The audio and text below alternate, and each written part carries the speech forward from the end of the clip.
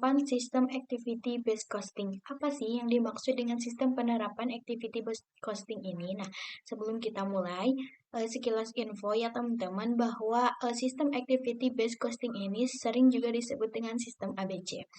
Nah, sistem activity based costing ini merupakan salah satu metode untuk menentukan biaya produksi. Nah, seperti yang telah dinyatakan dalam pengertian tersebut, kita harus mengetahui pemahaman-pemahaman tentang sistem ABC ini. Nah, di sini ada pengertian sistem ABC menurut Blocher 2007, bahwasannya ia mengemukakan bahwa sistem ABC ini membebankan biaya sumber daya ke item biaya seperti produk, layanan, atau pelanggan berdasarkan aktivitas yang dilakukan untuk objek biaya ini. Nah, selanjutnya di sini ada prosedur penerapan ABC menurut Kurniati 2015. Nah, sistem ABC ini diimplementasikan menggunakan dua prosedur yang berbeda. Di sini dikatakan bahwa tahapannya itu yang pertama mengidentifikasi aktivitas, yang kedua dibebankan biaya ke aktivitas, yang ketiga aktivitas terkait dikelompokkan untuk membuat kelompok serupa, seperti kolerasi secara logis dan memiliki rasio konsumsi yang setara untuk setiap produk. Nah, untuk yang keempat, ada biaya aktivitas gabungan ditambahkan untuk menentukan golongan biaya yang sama. Dan yang kelima, tarif overhead gabungan. Nah, di sini ada manfaat serta syarat-syarat sistem ABC. Bagi perusahaan yang menerapkan sistem ini akan memiliki keuntungan. Yang pertama, biaya dan harga pokok produk yang lebih tepat. Yang kedua, memudahkan pengambilan keputusan bagi pihak manajemen.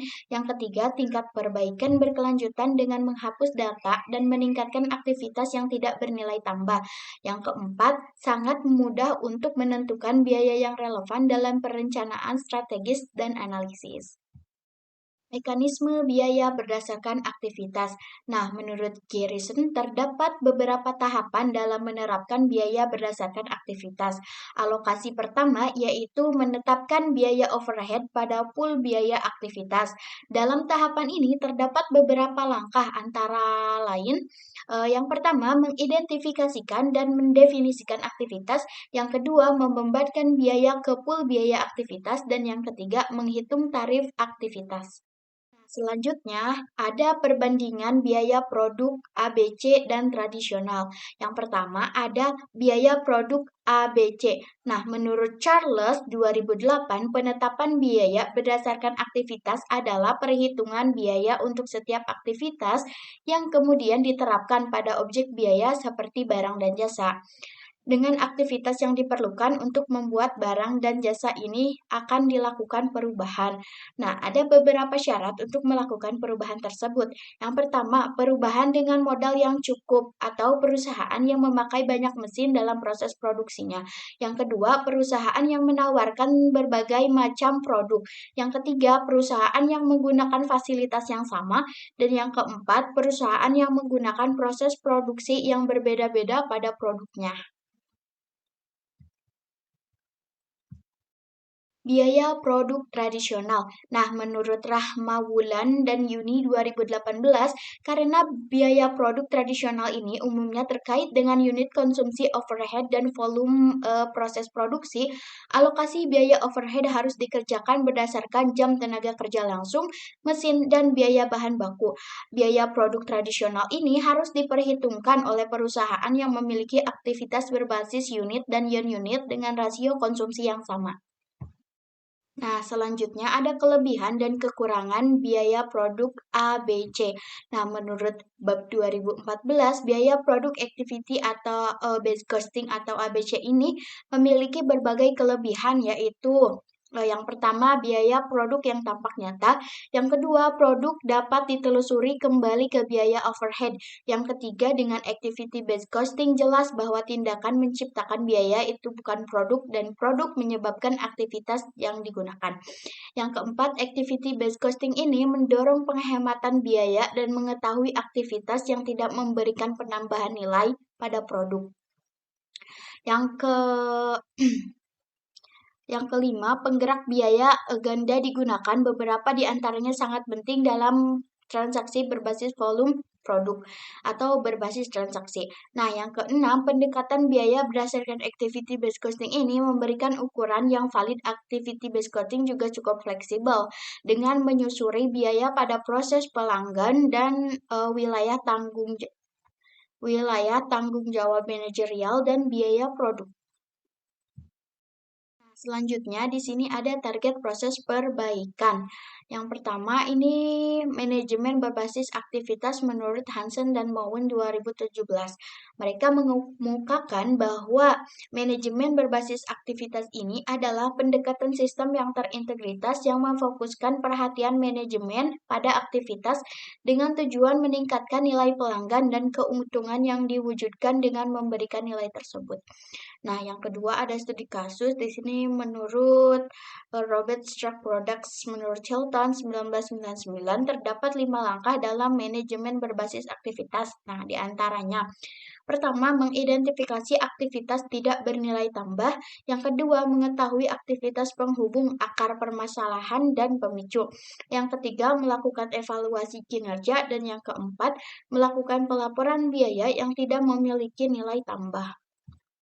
Perhitungan biaya berdasarkan aktivitas dan laporan eksternal.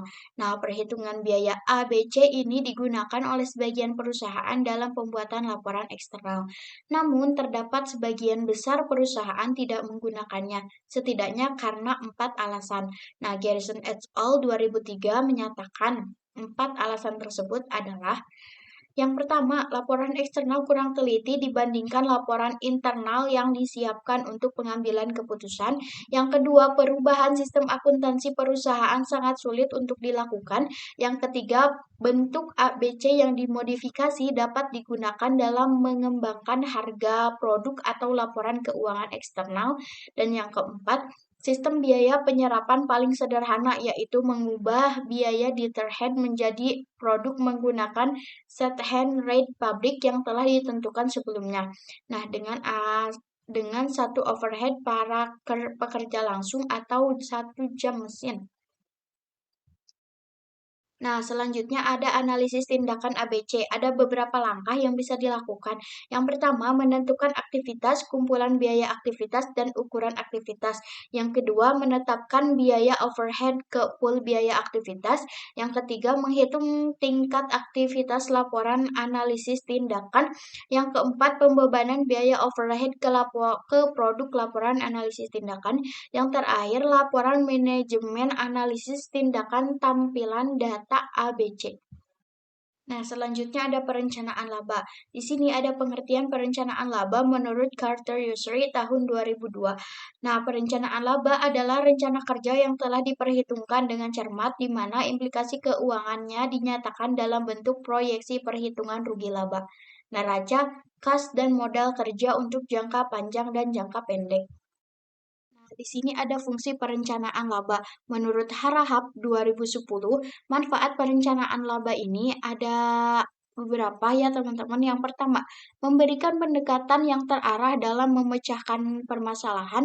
Yang kedua, menciptakan suasana organisasi yang mengarah pada pencapaian lab dan mendorong timbulnya perilaku yang sadar akan penghematan biaya dan pemanfaatan sumber daya yang maksimal. Yang ketiga, mengarahkan penggunaan modal dan daya upaya pada kegiatan yang paling menguntungkan.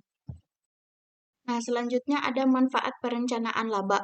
Manfaat perencanaan laba menurut Harahap 2010 ini ada beberapa poin. Yang pertama, pemecahan masalah yang lebih terarah. Yang kedua, perilaku yang menguntungkan ditandai dengan pemotongan biaya di aktivitas sumber daya yang efisien. Dan yang ketiga, pusatkan sumber daya dan upaya pada aktivitas yang paling menguntungkan. Ini ada perencanaan laba melalui model CVP. Nah, apa sih CVP itu? CVP merupakan cost volume profit. Dapat diartikan sebagai sebuah alat atau sarana bagi seorang manajer untuk dapat memahami hubungan antara biaya, volume penjualan, dan laba yang mengacu pada interaksi harga produk, tingkat aktivitas, biaya variabel per unit, total biaya tetap, dan produk yang terjual. Nah, perencanaan laba melalui model CVP dapat dilakukan dengan 4 tahapan. Di antaranya, yang pertama menurunkan biaya tetap, yang kedua menurunkan biaya variabel, yang ketiga meningkatkan harga jual per unit, dan yang keempat meningkatkan unit yang dijual.